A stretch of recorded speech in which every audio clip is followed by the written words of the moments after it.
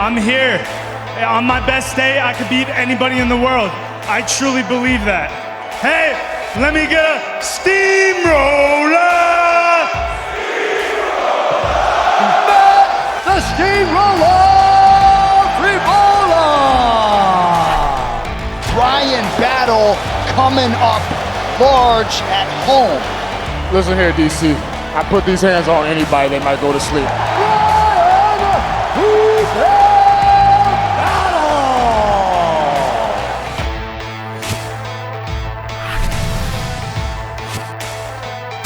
Welcome to UFC Unfiltered. Please tell me that's on video. I've never been happier. I'm made for a fucking podcast. We're dangerous. Listen to me, we're at it. Speaking of your opponent, Kevin here, hey, you know, he's on it. Listen, besides, you would have been on a tear too if that wasn't for that unfortunate incident. But, you know, he's on, what, 5 wins right now? What's your thoughts on him? Now, his name came across your, all right, this is your next opponent. Well, did you know who he was originally, or? Brian, who gives a fuck, right?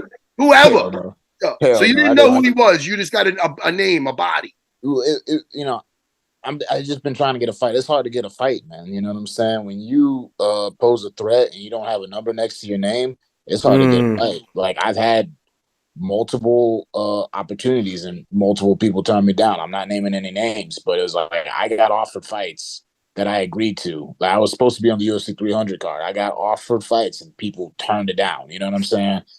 So, you know, at that point, you know, they're like, hey, you know, if you want to stay busy, you can fight Kevin Jousset in Paris. And I was like, send it. Like, yeah, let's go. I need trying to get paid, trying to whoop some ass. You know what I mean? So, yeah, man, it was so. But with that being said, you know, if you're in the UFC, you're a dog. You know what I'm saying? To a certain degree, you know, it's like there's a reason you're in the UFC. You know what I'm saying? He's got 10 wins. You know what I mean? So anybody who's and you know, there's some dudes who, even if they're not ranked, they're just as good as dudes in the ranking. You know what I mean? So, I don't. When people are asking, you know, do I want to fight this person? Do I want to fight this person? It's like, I'm trying to fight, and I'm getting ready to fight the best person, regardless. You know what I'm saying? I'm not taking anybody lightly. Anyone can pop up out of nowhere. Well, they might be like you, Brian. There might be guys, too, who other guys are avoiding so they don't get those ranked fights, but they're dangerous, dangerous people. Nah, for real. I mean, he's got a good frame for the division. You know what I'm saying? He trains at a reputable gym. You know, he won some belts on the regional scene. So, you know, he's solid. He's boring as hell. Got zero charisma. But, you know, as far as fighting goes, he's not bad. You know what I mean? Yeah, that's a good attitude to have. That's smart to look at him like that. And I always think guys like you are in a tough position. You will get a ranked fighter, but it's like anyone fighting you who's ranked has to fight down, and there's just no advantage because, again, you fight really well and you're dangerous, and it's like they just risk losing their ranking. So that you'll break through, but guys like you always, you know, have to fight a couple extra fights. It's kind of the price of being good. Yeah. Too many people scared. Too many people, like, it's always been a weird thing to me. It's like, yo, we're training to fight people. Like, you either think you're that dude or you don't. You know what I'm saying? Like, I get, you know, you're Dustin Poirier. You know what I'm saying? You're looking to have fights that excite you. But, you know, if you're a young guy, you know what I'm saying? If you're we've seen people fight people either really low in the rankings or fight people not in the rankings and get major pushes off of that. You know what I mean? Yeah. So, it's like, don't be scared, man. You know what I'm saying? Take the fight. You know what I'm saying? Look impressive. Keep on going. You know what I'm saying? Do you want to get paid or not? You feel me? So that's kind of my mentality with it. You know, if they got a ranking, cool. If they don't, I'll just keep on stacking up paychecks, keep on stacking up highlights. Stacking up bodies. Yeah. You feel me? You feel me? Adding another head to the collection. You know, feel me? Yes. Oh, man. All right, look. Part of a great card, too. Yeah, it's a good card. How do you feel fighting in front of a large audience finally? Because you've been at the Apex so many fights. This has got to be a nice. This has got to be great. I know. Do you think it'll be any different? Again, it's gonna be harder to hear your coaches. Have you gotten used to the Apex, where you have to make any kind of adjustments? No, man. I mean, I was blessed. You know, a lot of the fights have been in the Apex, but I've had some. You know, even going back to my amateur days, I had some pretty big fights in the North Carolinas where it was like, you know, maybe the venue isn't as big, but it feels big, you know what I'm saying? Especially if it's packed out, the energy's like through the roof and you got to deal with that. And then I got to fight in my hometown, you know what I mean? The energy for that was insane. Like I remember I was walking out and people were going crazy. And I was walking out. I was like, "Is this what it's always like fighting in a live arena?" And then when I went to watch the fight back, I remember listening to the commentators. They were like, "This is crazy. This never happens. This is like a title fight." And I was like, "Okay, so that was special. That was special. That was special."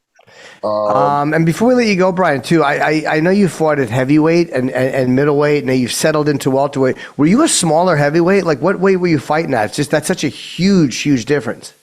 I was not a super small heavyweight because I tell you, I mean, when people see me, this is as small as I've been since like middle school. Like I was, when I played Pee Wee football, I had to in 8th grade. I had to, you know, cut weight to make the weight limit for the football league I was playing in. You know what I'm saying, like, you know, high school, like I would fluctuate between 240 to 270, depending on if it was basketball season or football season. Wow. You know, before I started training, I was about 300 pounds. And so, you know, when I fought at heavyweight, that was me not dieting. Like I was eating waffles and frozen burritos every day. I was broke. You know what I'm saying? I was working detail, just eating whatever I could get my hands on and just training hard. Like all the weight I lost was just from training. And then I lost that fight. And I was like, you know what?